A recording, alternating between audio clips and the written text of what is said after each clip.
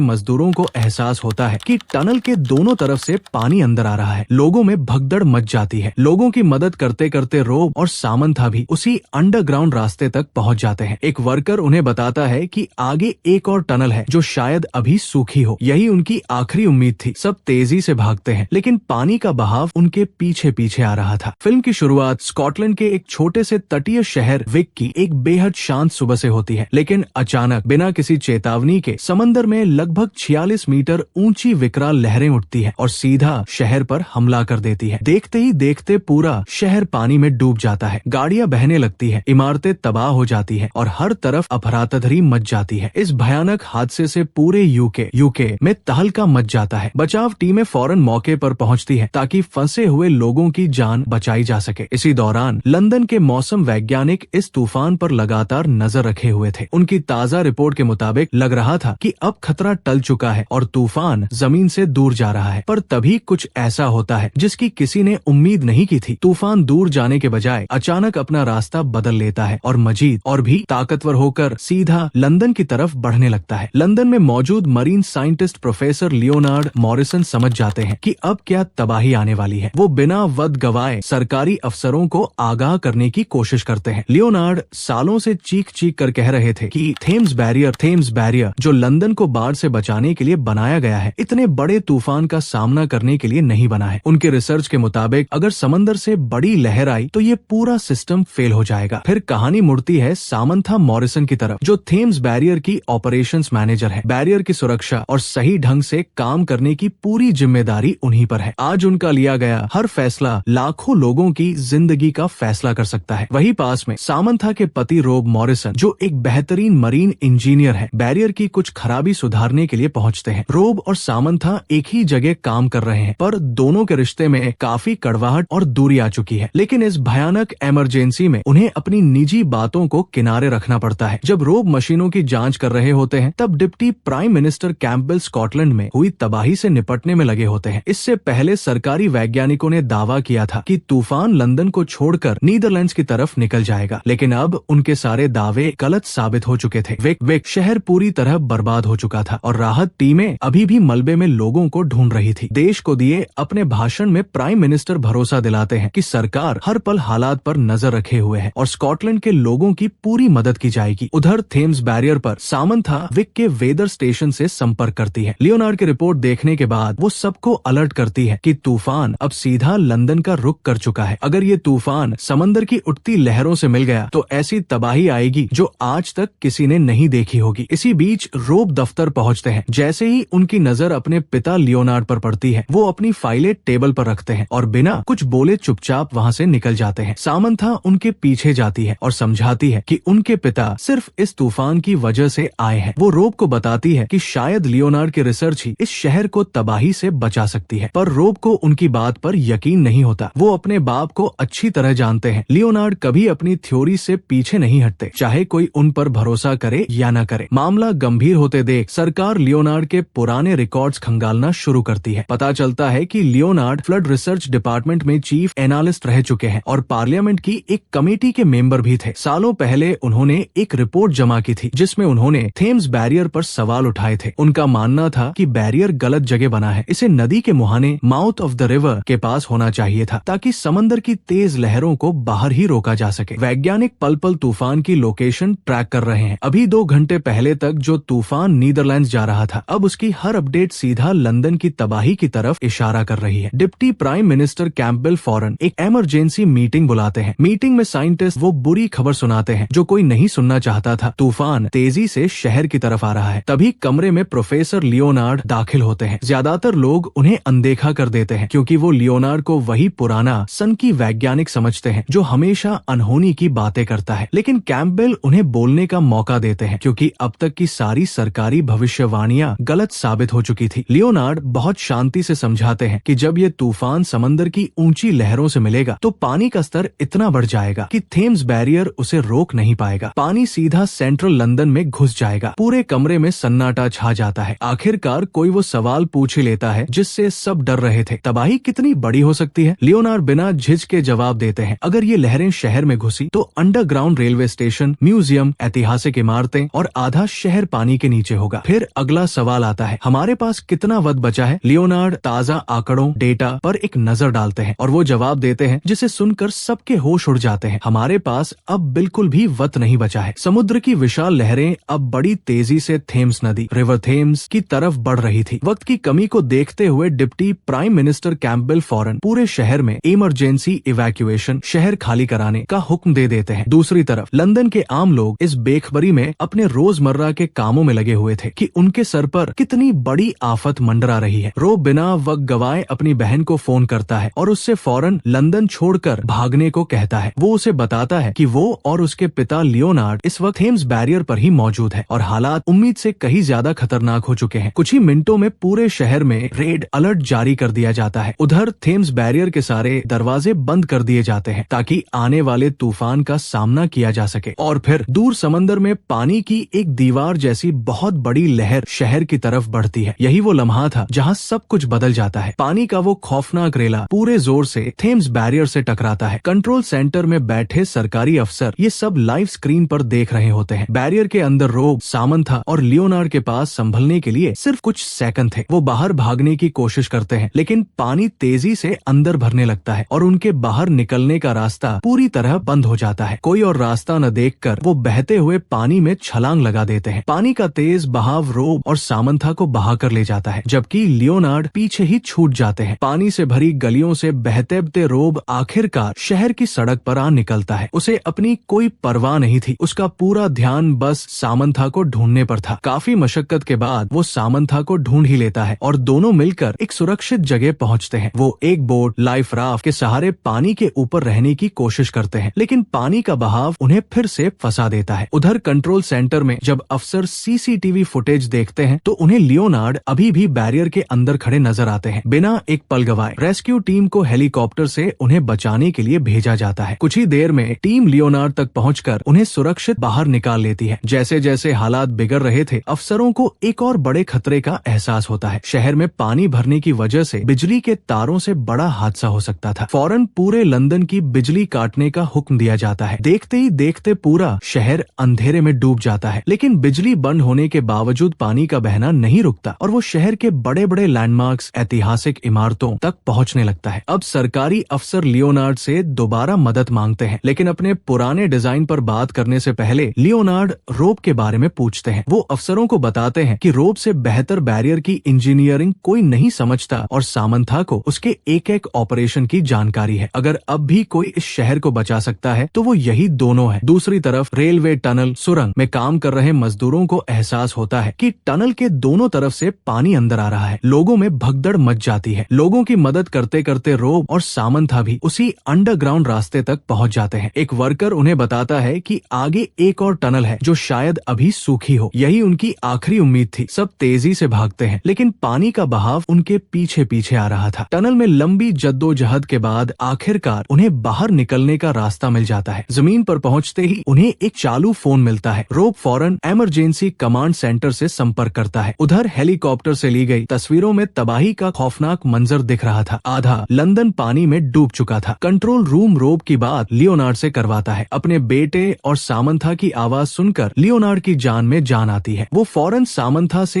एक जरूरी सवाल पूछते हैं, क्या बैरियर अब भी काम कर सकता है? सामंथा बताती है कि अगर बैरियर के गेट्स को मैनुअली हाथ से खोल दिया जाए तो पानी के बहाव को कंट्रोल किया जा सकता है लेकिन मसला ये था कि वहाँ वापस कैसे पहुँचा जाए। लियोनार्ड उन्हें दिलासा देते हैं कि वो कोई न कोई रास्ता निकाल लेंगे। वो इमरजेंसी टीम को समझाते हैं कि गेट्स खोलने से पानी का दबाव कम हो जाएगा और रुख मोड़ा जा सकेगा। अफसर फौरन national water risk management team से इस प्लान पर बात करते हैं। वो वैज्ञानिक हॉकिंस से भी सलाह लेना चाहते हैं लेकिन हॉकिंस कहीं नहीं मिलते। जल्द ही खबर आती है कि अपनी गलत भविष्यवाणियों और इस तबाही के बोझ को न सह पाने की वजह से हॉकिंस ने खुदकुशी कर ली है। ये खबर सुनकर सब सन्न रह जाते हैं। इधर रोब और सामंथा बैरियर पर वापस जाने के खतरनाक मिशन की तैयारी पूरी कर लेते हैं। लियोनार्ड के बताए प्लान के हिसाब से अफसरों को समझ आ जाता है कि लंदन को बचाने का अब यही आखिरी मौका है। एक इमरजेंसी हेलीकॉप्टर लियोनार्ड, रोब और सामंथा को वापस थेम्स बैरियर छोड़ता है। वहाँ पहुंचकर तीनों नक्शों को ध्यान से देखते हैं और गेट्स को हाथ से खोलने की प्लानिंग करते हैं। दूसरी तरफ हालात को बेकाबू देखकर जनरल एशक्रॉफ्ट एक भयानक मशवरा देते हैं। उनका मानना था कि बैरियर पर हवाई हमला, एयर स्ट्राइक करके उसे उड़ा दिया जाए ताकि पानी का दबाव हट सके, लेकिन इसमें पूरे शहर के तबाह होने का भी खतरा था। अफसर समझते हैं कि इससे बात और बिगड़ जाएगी, इसलिए वो लियोनार्ड के प्लान पर ही टिके रहते हैं। लेकिन जब रोब और टीम मैन कंट्रोल एरिया में पहुंचते हैं तो एक और बड़ी मुसीबत सामने आती है। मैनुअल स्विच वाला कंट्रोल रूम पूरी तरह पानी में डूब चुका था। अब रास्ता